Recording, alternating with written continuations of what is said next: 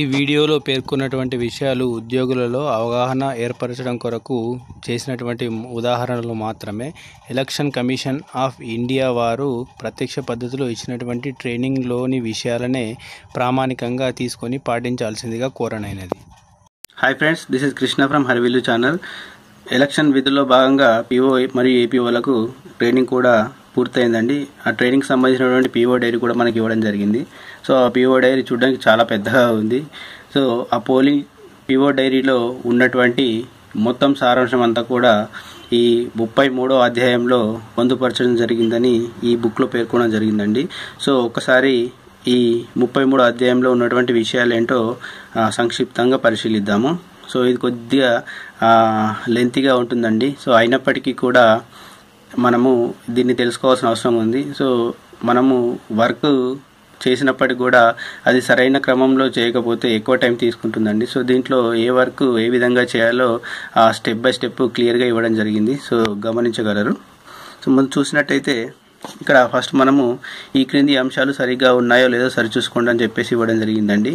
So polling కేంద్రంలో ఉపయోగించడానికి కేటాయించినటువంటి ఓటింగ్ యంత్రం, కంట్రోల్ యూనిట్, బ్యాలెట్ తగినన్ని బ్యాలెటింగ్ యూనిట్లు, వీవీప్యాట్లు అందాయో లేదో చూసుకోండి అని చెప్పేసి ఇవ్వడం జరిగింది. అదేవిధంగా ప్రతి పోలింగ్ స్టేషన్కు ఒక వీవీప్యాట్ యంత్రం కూడా అందుతుంది. సో నంబర్ 2 చూసినట్టయితే ప్రతి బ్యాలెట్ యూనిట్ పైన సరైన బ్యాలెట్ పేపర్ అతికించారో లేదో గమనించాల్సిన అవసరం ఉంది. Number 3 balloting unit slide switch, thumb wheel switch సరైన స్థితిలో అమర్చబడి ఉందా లేదా గమనించాల్సింది. ప్రతి కంట్రోల్ యూనిట్ యొక్క క్యాండిడేట్ సెట్ సెక్షన్, బ్యాలెటింగ్ యూనిట్లు సరిగా సీల్ చేయబడినవి, వాటికి అడ్రస్ ట్యాగులు గట్టిగా అమర్చబడి ఉన్నాయో లేదో సరిచూసుకోవాల్సిన అవసరం ఉందండి. అదేవిధంగా VVPAT paper roll compartment RO సీలుతో సరిగా సీల్ చేయబడి ఉందా లేదో చూసుకోవాల్సిన అవసరం ఉంది. అదేవిధంగా కంట్రోల్ బ్యాలెట్ యూనిట్లు 2 పింక్ పేపర్ సీల్తో సీల్ చేయబడ్డాయా లేదో గమనించాలండి. వాటి మీద రాజకీయ పార్టీల అభ్యర్థుల ప్రతినిధుల సంతకాలు, తయారు చేసిన సంస్థల ఇంజనీర్ల సంతకాలు ఉంటాయట. అదేవిధంగా అన్ని రకాల పోలింగ్ సామాగ్రి మీకు ఇవ్వబడిందా లేదా గమనించండి.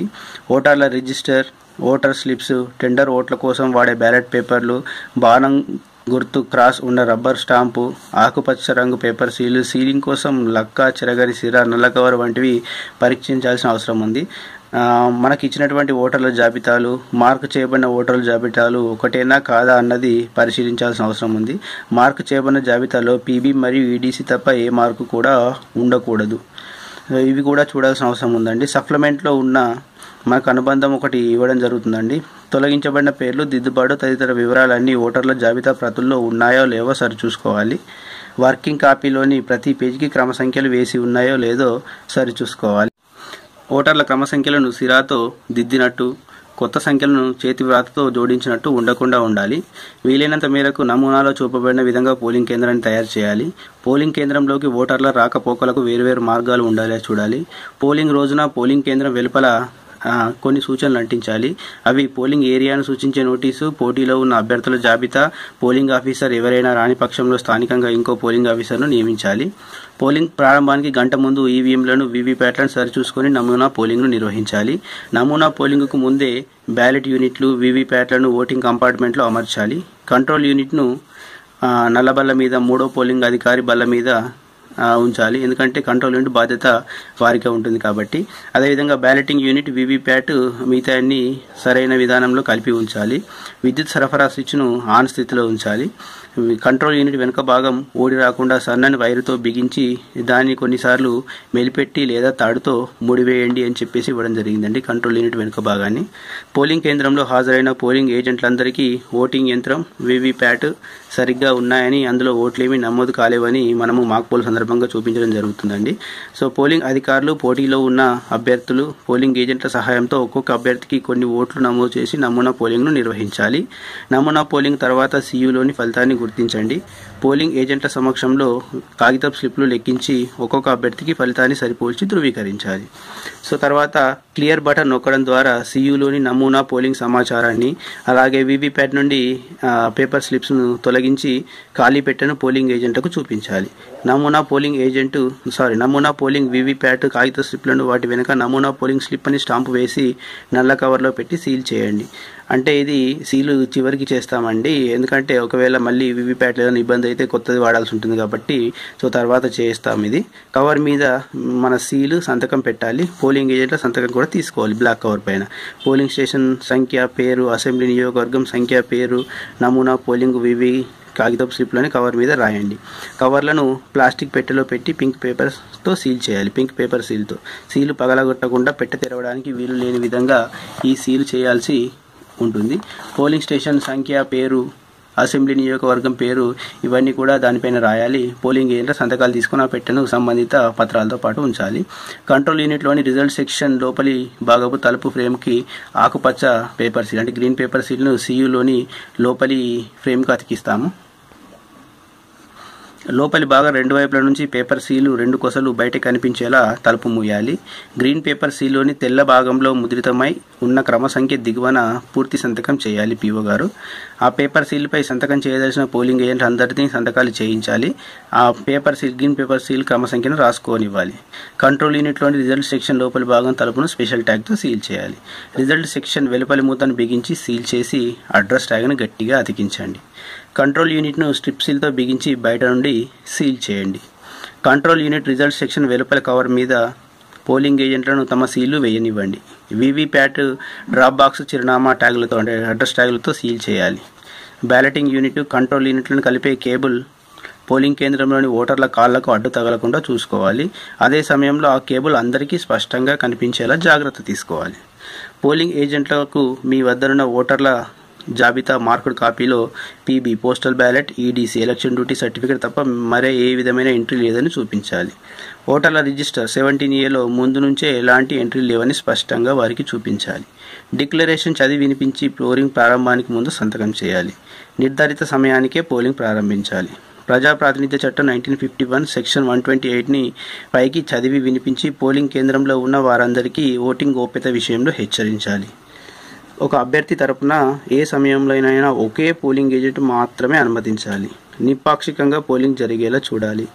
ఎన్నికల సంఘం నియమించిన పరిశీలకుని యథాయోగ్యమైన గౌరవం ఇచ్చి ఆయన అడిగిన వివరాలన్నీ ఇవ్వాలి. మన పోలింగ్ కేంద్రంలోని మైక్రో అబ్జర్వర్కి అదే గౌరవం కూడా ఇవ్వాలి. పోలింగ్ కేంద్రానికి 100 మీటర్ల లోపు ఎన్నికల ప్రచారం నేరం. పోలింగ్ స్టేషన్లో మొబైల్ ఫోన్ వాడకం నిషిద్ధం. ప్రిసైడింగ్ అధికారిగా మనము ప్రథమ పోలింగ్ అధికారిని అదేవిధంగా SMS వాట్సాప్ల ద్వారా నివేదికలు పంపడానికి ఉపయోగించవచ్చు. ప్రిసైడింగ్ అధికారిగా కావచ్చు, ప్రథమ పోలింగ్ అధికారిని కానీ SMS వాట్సాప్ల ద్వారా కొన్ని నివేదికలు పంపనీయడానికి అనుమతించవచ్చు. పోలింగ్ కేంద్రంలో పొగ తాగడం నిషేధం. మీరు లేదా పోలింగ్ అధికారులు మరెవరు పొగ తాగకుండా చూడాలి. VIPలు ప్రముఖులు ఓటు వేయడానికి వస్తే వారికి ప్రత్యేక మర్యాదలు చేయకండి. ఒక ప్రిసైడింగ్ అధికారి, 3 పోలింగ్ అధికారులు ఉన్న చోట పోలింగ్ అధికారుల విధులు. మొదటి అధికారి మార్కు చేయబడ్డ ఓటర్ల జాబితా, ఓటర్ల గుర్తింపు. సో ఇప్పుడు జాబితాలోని ముద్రణ మరియు క్లరికల్ పొరపాట్లను వదిలేయవచ్చు. రెండవ పోలింగ్ అధికారి వద్ద చెరగని సిర, ఓటర్ల రిజిస్టరు. ఎడమ చూపుడు వేలు పై సిరా గుర్తు వేసి ఓటరు పాట సంఖ్య, క్రమ సంఖ్యలను రిజిస్టర్లోని 2వ కాలంలో రాసి గుర్తింపు పత్రంపై పేరును 4వ కాలంలో నమోదు చేసి పత్రం నంబర్లోని తుది 4 అంకెలను రాసుకుంటాడు రెండవ పోలింగ్ ఆఫీసర్. తర్వాత ఓటర్ సంతకం లేదా వేలిముద్ర తీసుకుని ఓటర్ స్లిప్ జారీ చేస్తాడు. ఇక 3వ పోలింగ్ అధికారి కంట్రోల్ యూనిట్కు బాధ్యుడిగా ఉంటాడు. ఓటర్ నుంచి ఓటర్ స్లిప్లు తీసుకుని అతనికి ఎడమ చేతి చూపుడు వేలిపై చెరగని సిరా గుర్తు ఉందో లేదో చూసి కంట్రోల్ యూనిట్లోని బ్యాలెట్ బటన్ నొక్కుతాడు. దీనివల్ల బ్యాలెట్ యూనిట్ ఓటింగ్కు సిద్ధమవుతుంది.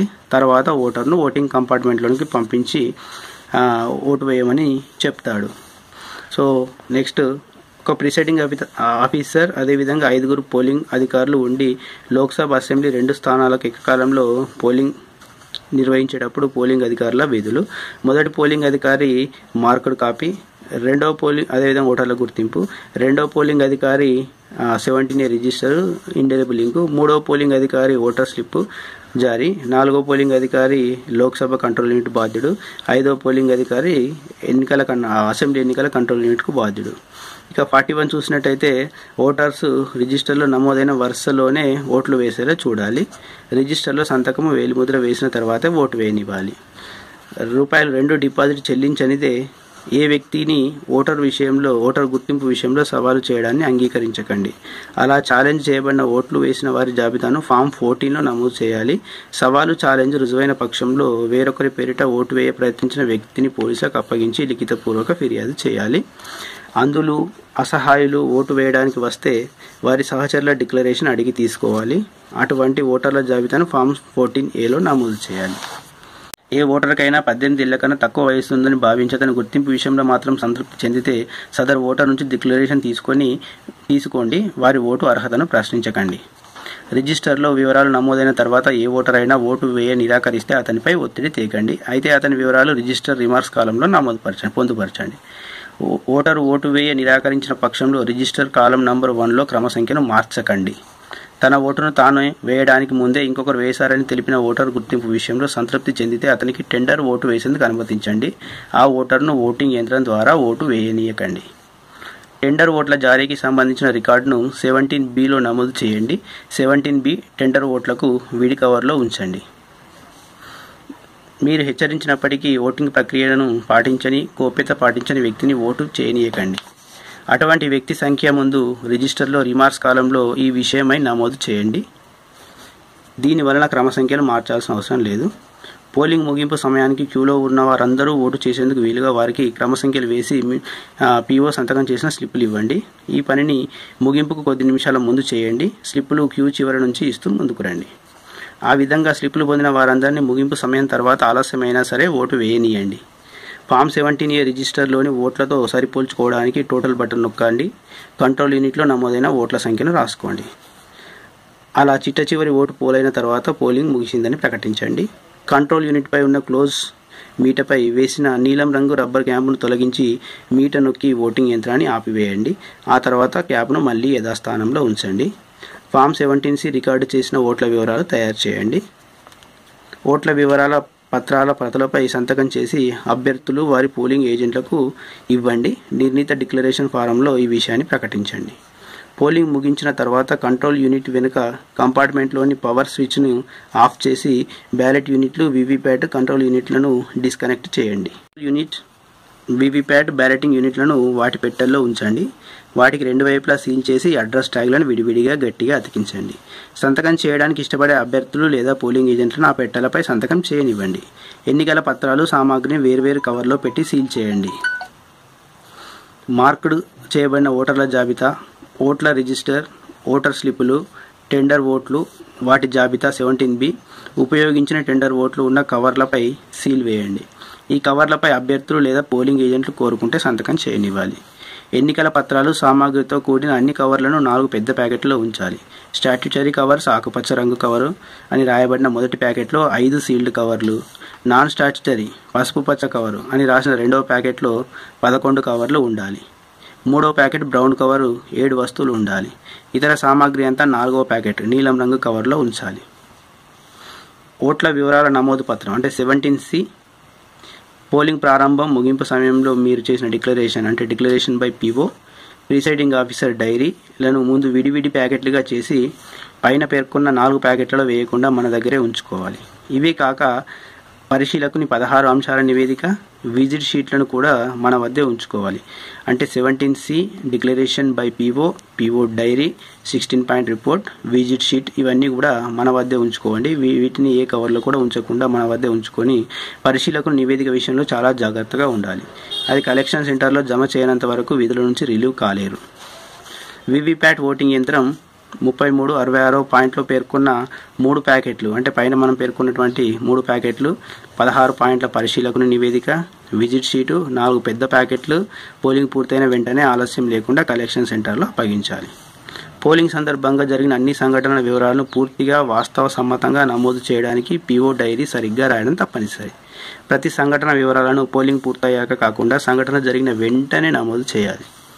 దొమ్మి, బహిరంగ హింస వంటివి పోలింగ్ కేంద్రంలో చోటు చేసుకుంటే పోలింగ్ను వాయిదా వేసి పూర్తి వివరాలతో తక్షణం రిటర్నింగ్ ఆఫీసర్కు తెలియచేయండి. బూత్ క్యాప్చరింగ్ జరిగిన లేక ఓటింగ్ యంత్రం, ఓటర్ల రిజిస్టర్, మార్కు చేయబడిన ఓటర్ల జాబితా వంటి సామాగ్రిని మీ ఆధీనం నుంచి బలవంతంగా అనధికారికంగా తీసుకువెళ్ళినా లేక వాటిని నష్టపరిచినా, ట్యాంపర్ చేసిన పోలింగ్ను ఆపివేయండి. పూర్తి వివరాలను తక్షణం రిటర్నింగ్ అధికారికి తెలియచేయండి. సో ఇవ్వండి ఈ పిఓ డైరీలో ఉన్నటువంటి సారాంశము. ఈ సారాంశం మొత్తంగా అధ్యాయం 33లో ప్రిసైడింగ్ అధికారులకు, పోలింగ్ అధికారులకు సంక్షిప్త మార్గదర్శకాలు అనే శీర్షికన పొందుపరచడం జరిగింది. So thank you very much for watching this video. ఈ వీడియో కనుక మీకు నచ్చినట్టయితే లైక్ చేయండి, షేర్ చేయండి, మరియు ఇంకా మా ఛానల్ సబ్స్క్రైబ్ చేసుకున్నట్టయితే సబ్స్క్రైబ్ చేసుకోండి. All the best for elections.